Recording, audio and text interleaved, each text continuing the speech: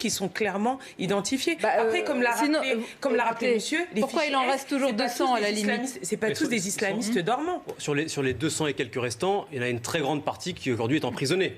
Et celles et ceux qui ne sont pas, ou ceux qui ne sont pas emprisonnés, ils sont souvent suivis, écoutés. Et le cas échéant vont être arrêtés. Oui, mais il faut quand même le dire, parce que parfois on a le sentiment, quand on écoute certaines oppositions ou certains responsables politiques, que nos services de renseignement ne travaillent pas, que ceux qui menacent la sécurité du pays seraient laissés dans la nature au bon vouloir et pourraient faire ce qu'ils veulent. C'est pas la vérité. Qui dit ça? Ils sont suivis. Que vous visez, mais on a parfois... Oui, mais que dit que le Rassemblement national, parfois, même souvent, peut avoir ce discours qui est de dire, au fond, l'État n'agit pas, l'État laisse prospérer les terroristes sur notre territoire. Moi, je vais vous dire pourquoi est-ce que la France elle est attaquée. Vous me permettez? La France elle est attaquée. Oui, bien sûr, vous pouvez répondre. La France elle est attaquée non pas parce qu'elle est faible. Non pas parce qu'elle est faible, mais parce qu'elle est forte. Oui, mais enfin, parce qu'elle défend un certain nombre de principes. La question n'est pas là. D'ailleurs, beaucoup de pays sont attaqués parce qu'il peut y avoir aussi des failles et dans le renseignement et parfois la volonté politique a pu manquer. Mais je ne vise personne en particulier. On a été qualifié de ventre mou parce que la France a été au contraire un maillon faible dans l'Europe. Je crois qu'il ne faut pas non plus je crois qu'elle ne fait pas discussion, cette mesure. Après, la question, c'est la rétention. Comment on respecte la rétention dans la durée pour des personnes à expulser, les fichiers S actifs, où je pense que le degré d'activité, il mérite d'être peut-être élargi. Mais rappelons-nous, les attentats de Charlie Hebdo, les attentats du Bataclan, nombre d'attentats français dramatiques ont été commis par des Français.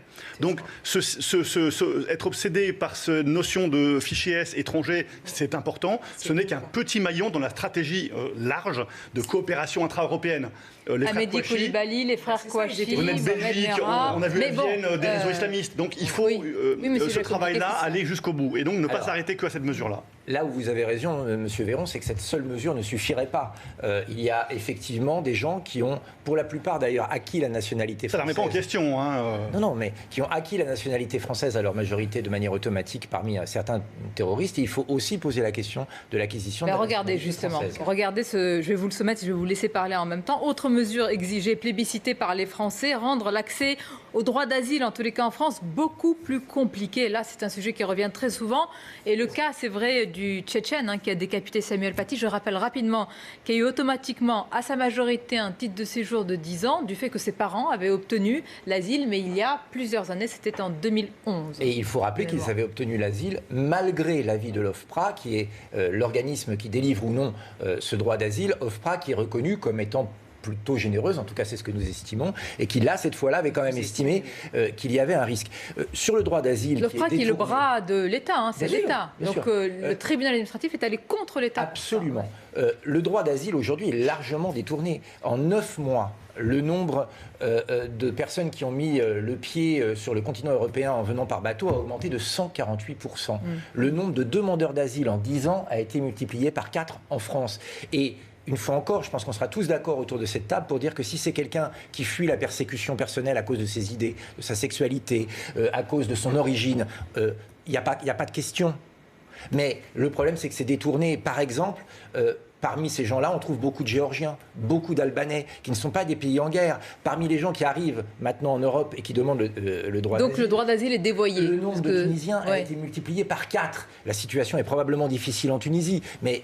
On ne peut pas dire qu'un ressortissant tunisien soit éligible au droit d'asile. Donc, j'entends votre volonté, Monsieur Anglade, et très sincèrement, si c'est votre volonté, on sera à votre côté. Mais vous avez cité 16 expulsions en un mois. À ce rythme-là, il faudra entre 20 et 25 ans. J'en ai cité 600 depuis le début du... Mais sur les... Non. Mais bien sûr que si, le principe des 4 000. Il y en a qui sont encore en prison, on verra leur sortie. Qui ne sont plus, qui ont déjà été expulsés. Attendez, il y a le nombre...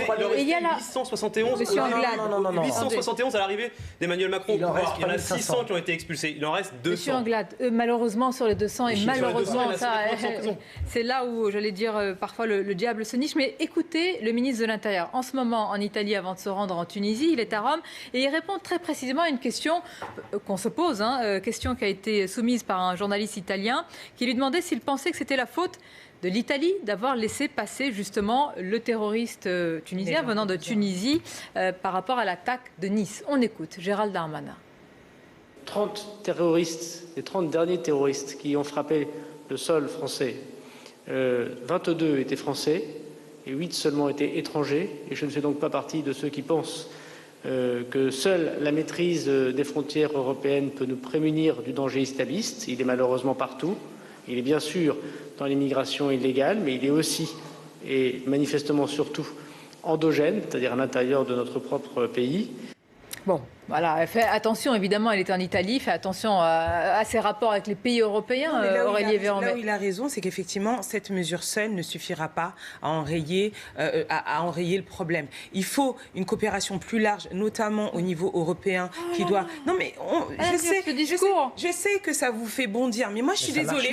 C'est pas moi, c'est surtout ceux qui nous regardent. Ça fait 15 ans, 20 ans qu'ils entendent qu'il faut plus de coopération. Il faut aussi entendre qu'il faut plus de coopération avec l'Europe. Il faut plus de coopération avec des pays comme la Tunisie ou encore d'autres pays avec lesquels vous avez cité, on a des problèmes de passeurs illégaux. Mais quand ils vous disent ils ne veulent pas reprendre, mais qu'est-ce que vous faites ? Le problème... Ce sont des personnes qui sont considérées comme radicalisées, potentiellement dangereuses, et les pays d'origine disent non, nous... Mais ça, c'est le droit international. Le droit international vous dit... C'est la Mais vous reconnaissez que ça bloque.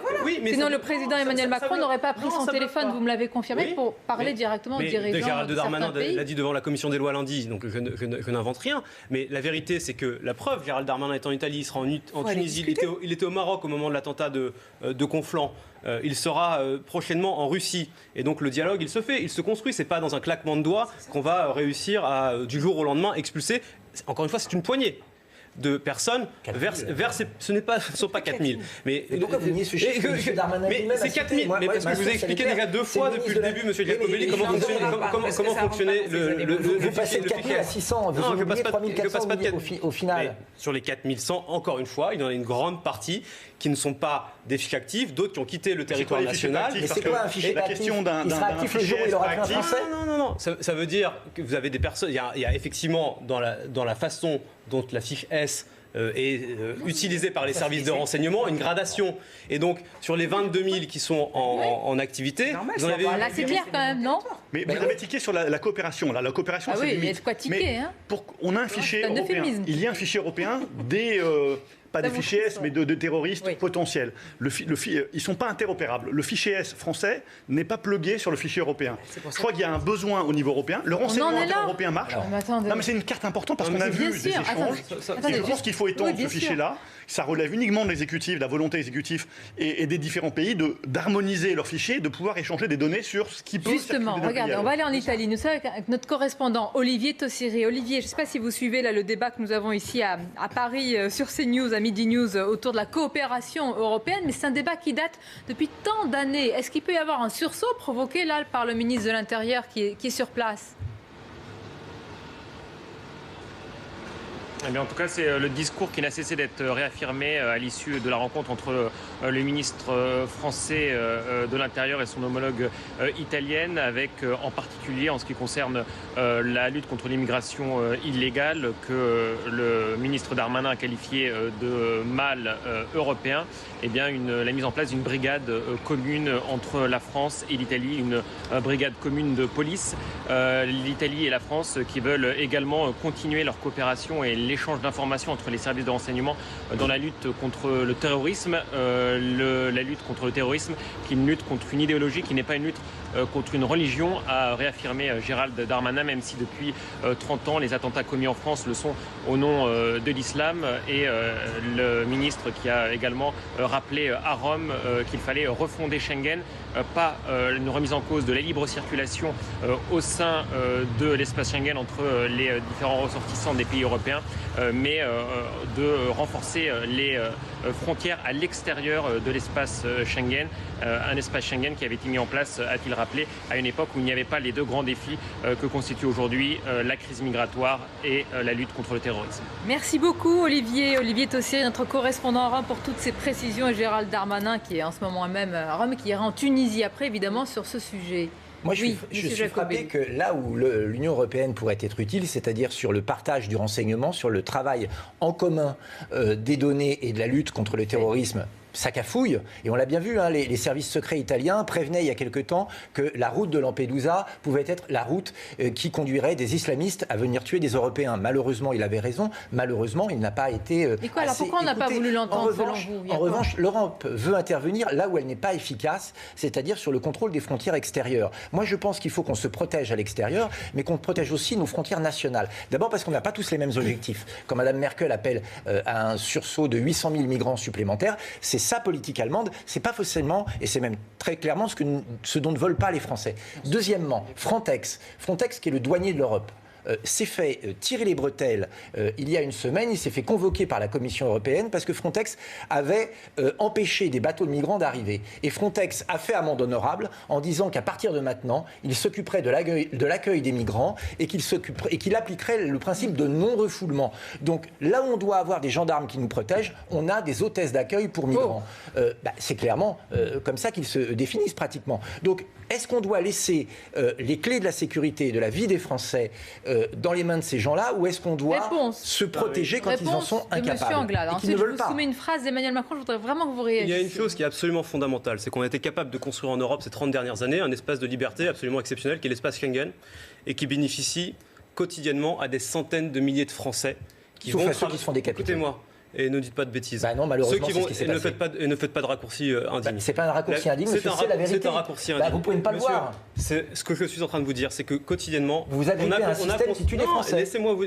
Oui, c'est pas le système qui tue les Français. C'est beaucoup plus compliqué que ça. Et n'allez pas balancer sur un plateau de télévision des imbécilités en expliquant que c'est l'espace Schengen qui tue les Français. On peut pas être d'accord avec vous sans être un imbécile. Non, je ne dis pas que vous êtes un imbécile, mais je dis que ça s'appelle l'opposition, monsieur. Vous avez un problème avec ça. Absolument aucun problème avec l'opposition. Mais vous pouvez me sortir d'ici comme le fait. Non, mais ça voulait dire aller voir le terrain, c'est ce que disait monsieur Véran. Sûrement plus souvent. C'était pas ce que je voulais vous dire. Ce que je voulais vous dire, c'est qu'on a construit un espace de liberté, qui est l'espace Schengen, qui permet à des centaines de milliers de Français de se déplacer. On n'a pas été capable de construire un espace de sécurité. C'est-à-dire que pendant... Quel échec! C'est-à-dire que pendant 30 ans, les gouvernements successifs en Europe n'ont pas été capables de s'entendre sur une politique d'asile et d'immigration commune qui fonctionne, faisant, avec le règlement de Dublin, porter toute la pression. L'une des premières libertés, c'est la protection, c'est le droit à la sécurité. C'est vrai, et c'est pour ça que le président de la République, depuis 3 ans, porte cette volonté d'Europe qui protège. Et qu'il y a en ce moment même, dans les institutions européennes, une réforme de l'asile et d'immigration qui prévoit le renforcement des frontières extérieures, mais politique, qui est portée depuis de très nombreuses années, mais à laquelle s'oppose systématiquement au nom pourquoi tout ce temps? Est-ce qu'il y a une idéologie qui a empêché de voir les choses, par exemple, sur ce lien qui est tabou, qui est sensible entre immigration et terrorisme? Mais attention, il n'est pas tabou. Mais regardez ce qu'il dit, vous allez réagir. Ce qu'a dit Emmanuel Macron, en tous les cas, c'était dans le Figaro ce matin, propos rapporté par un journaliste qui a voyagé avec lui hier jusqu'à la frontière franco-espagnole, et il dit « Je pense qu'il est faux de dire, écoutez bien, que le problème du terrorisme est réductible au problème de l'immigration, mais nous serions inefficaces à dire qu'il n'y a pas une part du terrorisme qui peut être liée à une forme d'immigration. » Ça, là-dessus, il a raison. C'est-à-dire qu'effectivement... Écoutez, il y a quelques mois ou années, dire ça, c'était... On vous a entendu. Laissez-moi juste, s'il vous plaît, intervenir pour vous dire qu'il y a deux choses qu'il ne faut pas confondre. Il y a effectivement cette volonté de la France depuis des années. Et là-dessus, je suis d'accord avec M. Anglade sur le fait de dire que l'Europe n'est pas assez ferme sur la politique d'asile et d'immigration et qu'il faut absolument la renforcer. Moi, quand je vous dis, quand on a fêté, je crois que c'est les 70 ans de la déclaration des droits européens et humains, là-dedans, il y avait cette volonté de protéger tous les Européens. Mais attendez que ce soit écrit noir, c'est beau, c'est beau. Mais c'est pareil, c'est-à-dire que ce soit au niveau européen ou que ce soit au niveau français, il faut se donner les moyens de combattre effectivement l'immigration illégale qui est le terreau, effectivement, de ces gens qui arrivent. Non, mais est-ce qu'on peut admettre que par des voies et des flux migratoires, il y a aujourd'hui des terroristes qui passent? Mais c'était il y a quelque temps, on ne pouvait pas le dire. Qui peut dire le contraire? Malheureusement, c'est un constat. Moi, je vous dis simplement que c'est pas que tous les gens qui arrivent sous forme de l'immigration ne sont pas des terroristes et ne sont pas des... Non, mais il faut le rappeler aussi. C'est pas si évident que ça quand on vous écoute, parce que vous faites des raccourcis régulièrement, Monsieur Jacobelli. Pour vous fréquenter depuis longtemps, depuis un moment, il faut quand même le redire. C'est-à-dire que vous avez l'illustration. Et il faut qu'on aille voir ce qui se passe aux États-Unis. Allez-y. Madame Diop, vous êtes l'illustration de ce qu'on évoquait il y a quelque temps, c'est-à-dire que parce que nous avons évoqué Depuis 2012, Marine Le Pen l'a dit, combien de Mohamed Merah passeront par les voies des migrants parce que nous avons dit ça, nous nous sommes fait insulter. Je me suis fait insulter de raciste, de tout un tas de choses que nous ne sommes pas, tout simplement parce que nous avons évoqué le sujet. Et vous voyez... Là même, vous dites, il y a des Français. Vous faites des raccourcis, machin. Je ne fais aucun raccourci, madame. Attendez, on va marquer une pause. On va continuer à en parler. Dans cette émission, je vais vous dire, on va revenir sur ce sujet-là, mais évidemment, on suit de très près l'évolution américaine. Monsieur Laurent Jacobelli, vous allez nous rejoindre dans quelques instants, puisqu'un spécialiste aussi, comme vous d'ailleurs, comme vous tous, on est tous devenus spécialistes de cette élection avec tout ce qui se passe. Écoutez, Donald Trump, Joe Biden, on en parle et on reviendra à d'autres sujets également. À tout de suite. L'objectif, c'est de défendre avant toute chose l'intégrité de cette élection. On ne laissera personne voler cette élection. On ne va laisser personne réduire au silence nos électeurs. Il y a beaucoup de recours qui vont être déposés parce qu'ils essayent de nous voler l'élection. Aux États-Unis, le vote, c'est quelque chose de sacré. C'est la manière dont les citoyens expriment leur volonté. Et c'est la volonté des électeurs et rien d'autre, et personne d'autre, qui ne devrait choisir le président des États-Unis d'Amérique. Donc chaque bulletin de vote doit être compté.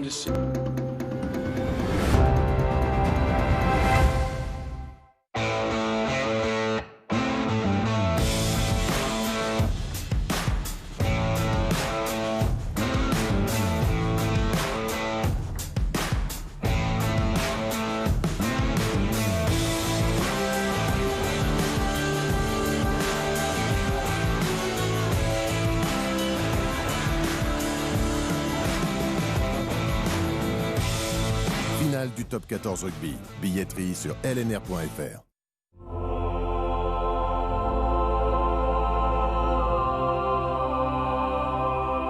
Pour que jamais nos valeurs ne s'éteignent, je crois en l'Église. Je lègue à l'Église. Appelez le 01 76 23 10 10 ou rendez-vous sur jecroisjelègue.catholique.fr.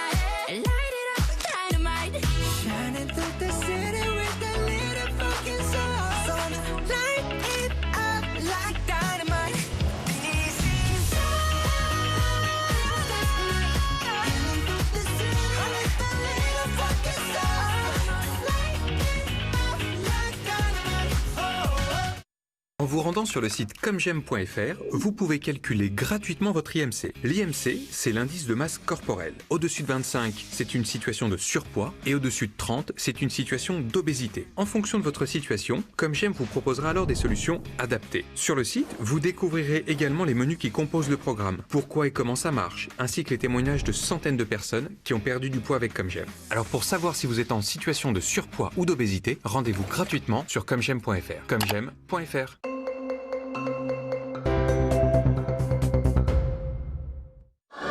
Quand Adrien, policier, rentre d'astreinte, il sait qu'il peut compter sur une assistance plomberie 24 heures sur 24, incluse sans surcoût dans son contrat habitation. GMF, premier assureur des agents du service public. GMF, assurément humain. Une journée pleine d'énergie. Pour une conduite riche en intensité. Nouveau Mazda MX-30, 100% électrique. En vous rendant sur le site commejaime.fr, vous pouvez calculer gratuitement votre IMC. L'IMC, c'est l'indice de masse corporelle. Au-dessus de 25, c'est une situation de surpoids et au-dessus de 30, c'est une situation d'obésité. En fonction de votre situation, Commejaime vous proposera alors des solutions adaptées. Sur le site, vous découvrirez également les menus qui composent le programme, pourquoi et comment ça marche, ainsi que les témoignages de centaines de personnes qui ont perdu du poids avec Commejaime. Alors pour savoir si vous êtes en situation de surpoids ou d'obésité, rendez-vous gratuitement sur commejaime.fr. commejaime.fr. Découvrez la BMW Série 1, qui ne fait rien comme les autres.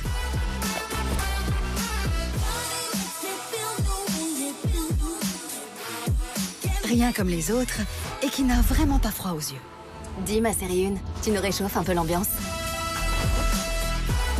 BMW série 1, une et unique. En ce moment, découvrez la BMW série 1 édition sport. Dès 295 € par mois, entretien inclus.